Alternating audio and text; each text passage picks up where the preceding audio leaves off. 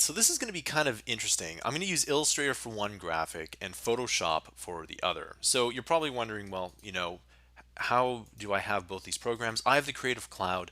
If you want to get into game development, I highly recommend that you get it. I use Photoshop and Illustrator on a daily basis. Okay, so I'm going to go to File, New, and in here I'm going to make something that's maybe 100 by 100. Okay, and all I'm going to do is I'm going to select the stroke here, and I don't want a stroke. And the number here, we're going to say, and we'll make it the exact same black here. So, for example, the maximum is 255. We want to multiply that by 0.15, which is 38. So we can make it roughly 40, 40, and 40, and that's going to be close to the black that we have in here. Let's go ahead and let's add in an ellipse tool, and I'm going to go and I'm going to add it in here just like this. Okay, now in the middle I'm going to go, and actually I'm just going to click out of this first, and I'm going to click back in, and I'm going to find the center and make a circle by pushing Shift and Alt. Okay, and what that's going to do is that's going to make something in the center here. Okay, so find the center, Shift and Alt, and then you have to hold them as you let go, and something maybe this big. Now what I'm also going to do is I'm going to use my 250, 250, and 250 off-white color. Okay, and that's going to make that in here.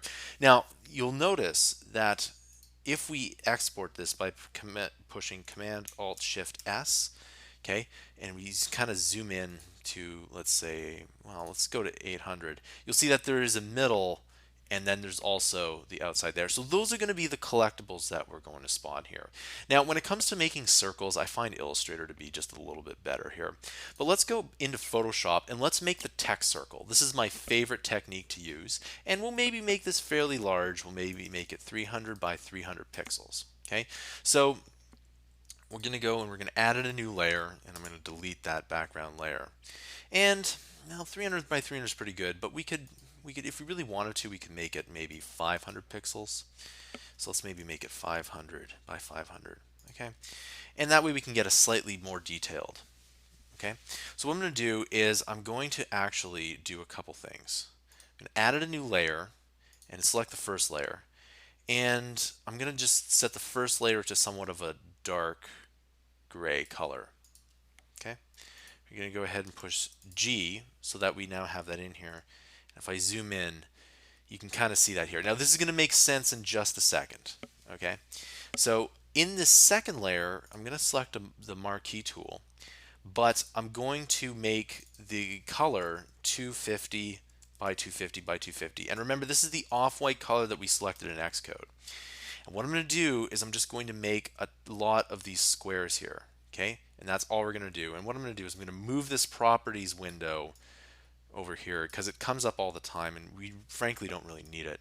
So just like this, just make a ton of these little ton of these here, and there at this point you're thinking more like an artist with a painting. It's just there's not too much of a rhyme or reason between these. It's just kind of in here, and we're just going to add in a bunch of these little rectangles here, and you also want to make sure that there's nothing really along the edge, but we can go ahead and do that, and just add in a bunch of these little ones here, and don't worry, this will come out to be something that's really cool. Okay, and so once you have that done, go to your layers here, select all the layers, right click, and then we're going to say merge shapes. Okay, and that merges it into a shape here. Okay, and then at this point here we're going to go to rasterize layer. Now we might have to do this process a couple of times before we get into it. Now the reason why I put the background in there is so that you can kind of see the white color, and if you want to, you can always delete a few of these here. It always looks kind of neat when you delete a bunch of these little items around here. So if you see a lot of white, you can just go ahead and delete, and the more detailed you make it, the cooler your text circle is going to be. Okay, so something like that here, and maybe something like this. Okay, perfect. Now I'm going to uncheck this here, and what we're going to do is we're going to go to filter, distort, polar coordinates. Okay, and we're going to add this in here. And the other thing is that you can't have anything selected while you do that polar coordinate. So you see that nothing really changed there. Let's do the polar coordinates here, and look at that. We have a nice looking text circle here. All right, I think that looks pretty good. And you can also do that thing, but obviously we want polar just like that here. And there you go. Now let's take a look at that, and wow, I think that looks pretty cool. Okay, and so that is how you make a text circle here. Okay, so again, it was two different programs with two different objects here. Generally, I find the simpler objects are better done in Illustrator. The workflow is a little bit better. And one thing, if you want to get good in with game art, you're going to need to use both.